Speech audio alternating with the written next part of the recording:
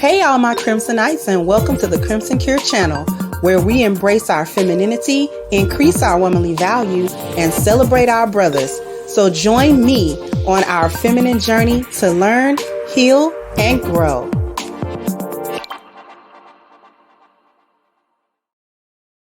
Hey there, all my Crimsonites, and welcome to the Crimson Cure channel. I'm your host, femininity coach, and author of the Crimson Cure, and this is my perspective.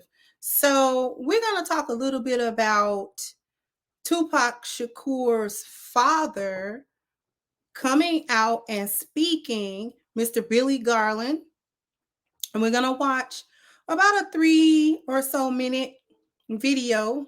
It's about 4 minutes. I don't know if we watched the whole thing, but it's important.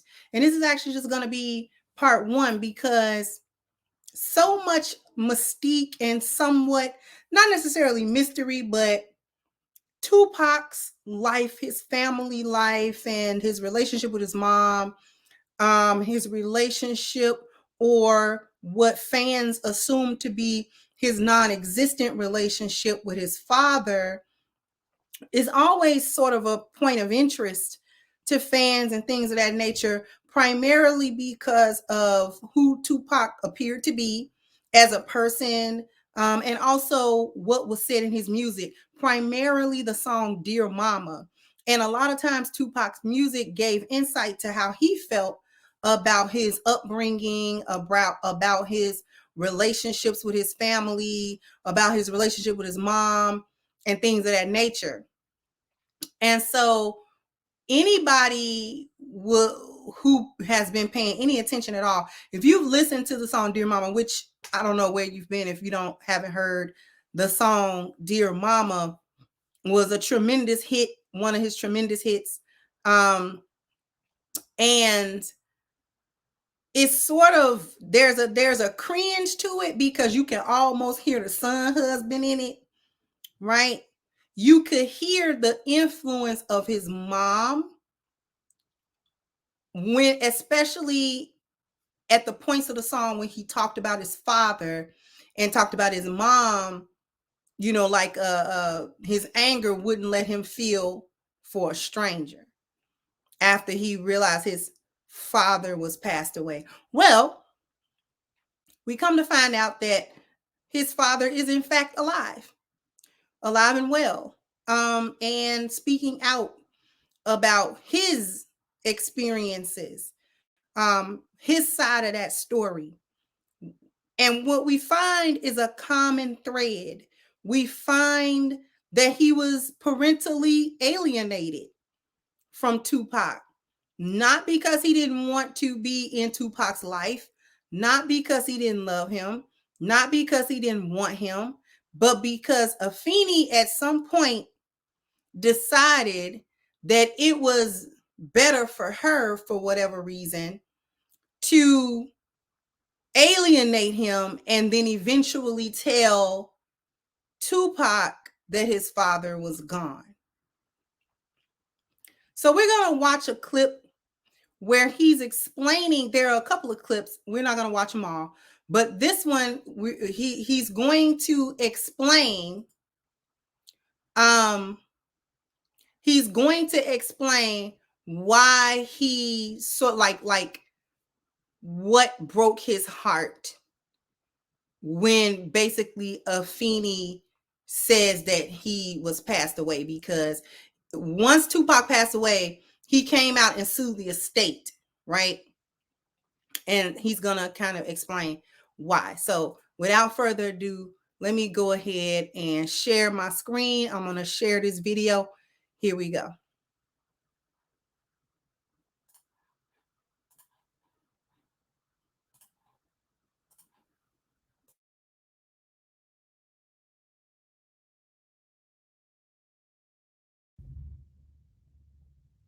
When Tupac died, you sued the estate.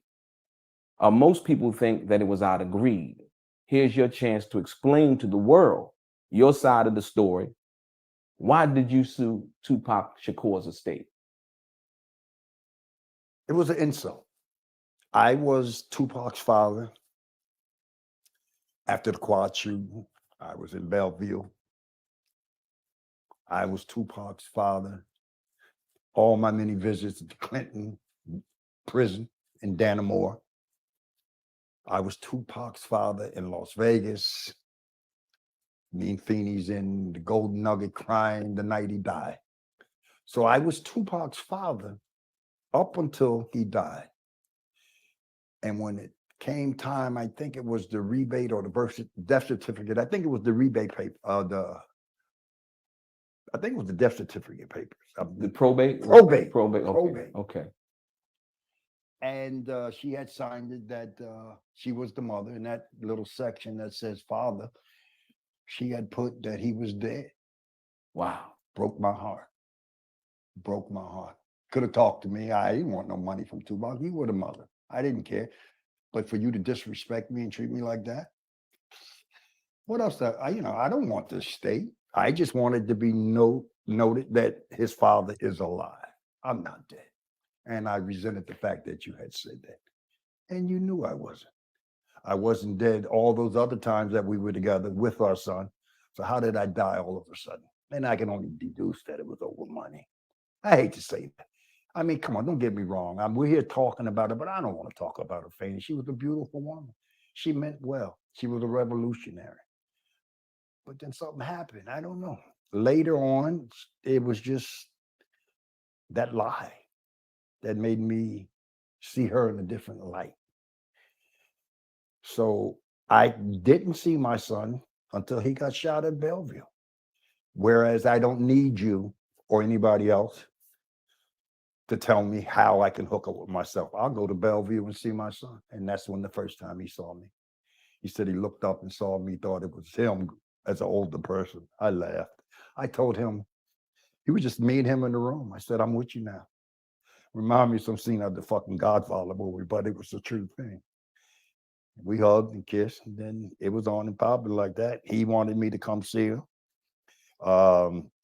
It was the incident in the video, the documentary with Jasmine Guy said that I just showed up at her apartment.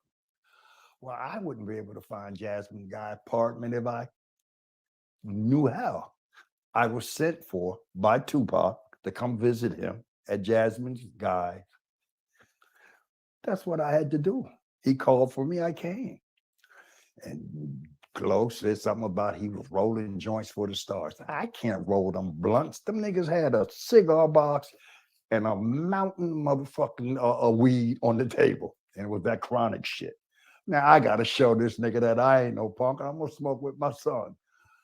Worst mistake I ever made. It was horrible. That's the strongest weed you can ever imagine. But I don't roll blunts. And for you to say that, it was just, the debate. Well, I thought it was legs. I thought it was this. I thought it was that. And then I found out, unfortunately, later on after she died and he died, that he would have heated arguments with her about her deception towards her father. Because if you listen to his music, he always wanted to know about his father. He always spoke of his father. I even accepted Dear Mama. My daddy's dead. You heard what he said.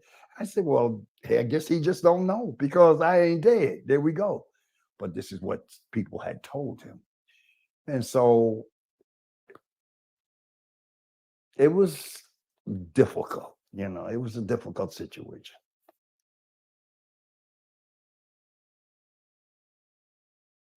So I'm gonna stop sharing that. And we're gonna talk more about it.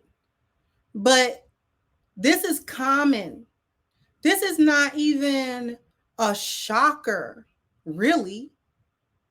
Because you can hear in Tupac's songs what he missed by being lied to for the important years of his life where he could have used his father, where he could have used his father's influence, where he could have used his father's knowledge, where he could have learned the good, the bad, and the ugly from his dad, what to do, what not to do.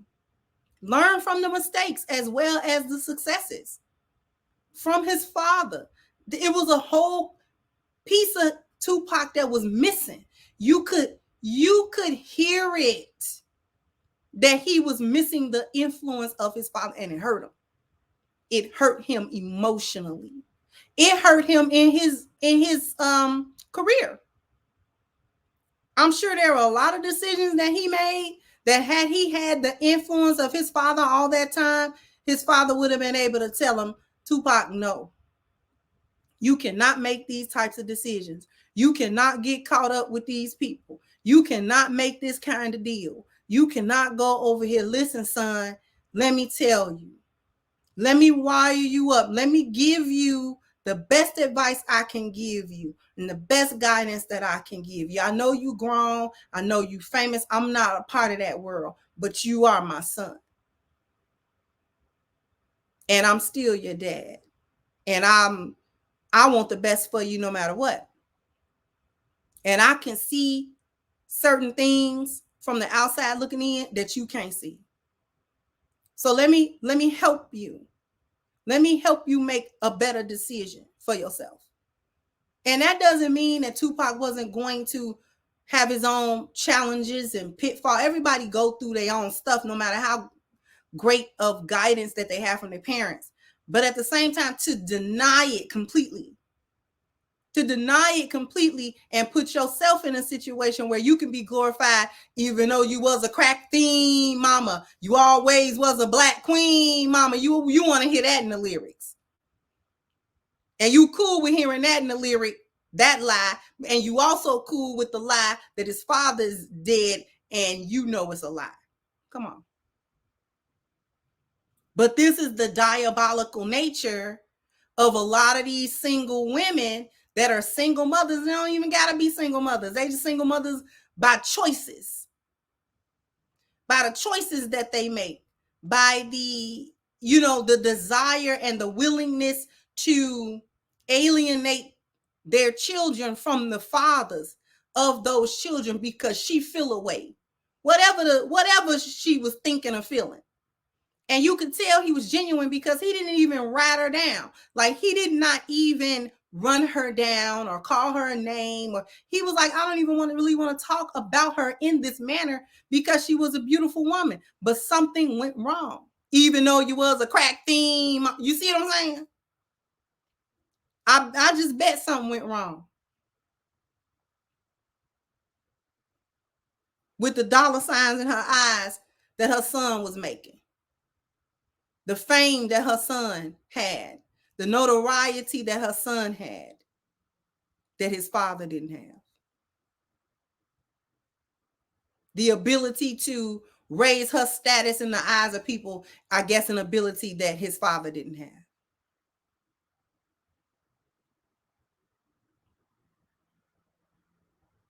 This is the parental alienation that's been going on for ages. And then Black women want to talk about how Black men are not good fathers and how they don't want to be fathers. Y'all don't want them to be fathers. Stop the cap. You don't want them to be fathers because you want to do what you want to do with them kids, how you want to do it, when you want to do it. And you don't want his influence. You don't want his system order and structure. You don't want his input. You don't want nothing from him. Maybe money. But she didn't need that because Tupac. Off of his talent. And you know some of the best music is music that comes from pain. And that was a part of what pained him. The lack of his father's influence in these important years. And so many of our children suffer like that. Because y'all hyenas don't want the daddies around. Just pull a reason out of the ether. Just make one up because that's what y'all do. Anyway, I wanted to touch on this and talk about that for a moment. Jump in the comment section. Let me know what you think. Like, share, subscribe to the channel if you have not. Once again, I'm your host, The Crimson Cure, and this was my perspective. Bye-bye, Crimsonites.